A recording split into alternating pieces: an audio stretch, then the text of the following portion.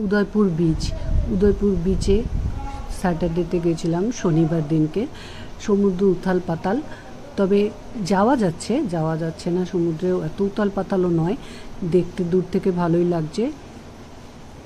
সবাই স্নান করছে কিন্তু কেউ নামবার সাহস করে করছে না। ভালো করছে একদিকে, নিচে জলে না নামাই ভালো, জলের পাড়ে বসে একটু বসে একটু স্নান করে আনন্দ নিচ্ছে। কিছু করার নেই, সমুদ্রে নামা বারণ আছে, সরকারি নির্দেশ। ওইখানকার উড়িষ্যা সরকার থেকে বারবার মাইকে অ্যানাউন্স হচ্ছে জলে কেউ নামবেন না, সমুদ্রের ধারে কেউ যাবেন না। হ্যাঁ, দূর থেকে দেখলে কিন্তু যাওয়ার কোনো নিষেধাজ্ঞা না মানলেও চলছে, কেননা দূর থেকে দেখলে নিজের সতর্কতা নিজে বজায় রেখে যদি সমুদ্র দেখতে পারে কোনো অসুবিধা নেই। আর রাত্রিবেলাও ভালোই দেখতে লেগেছিল সমুদ্রটায়। আমরা একটু পেছন দিকে বসেছিলাম, সামনের দিকে গিয়ে বসার সাহস নেই, যদি বাই চান্স একটা ঢেউ এসে যায়, সেই কারণে আমরা একটু দূরেই বসেছিলাম।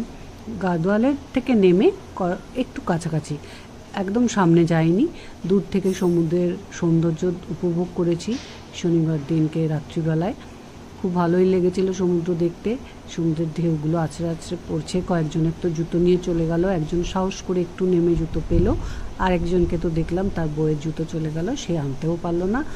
অবশ্য সে চেষ্টাও করেনি, সে খুব বুদ্ধিমান লোক, ভেবেছে জুতোর থেকে প্রাণের দাম অনেক বেশি, এটাই তার কাছে ভালো মনে হয়েছে, ঠিকই করেছে।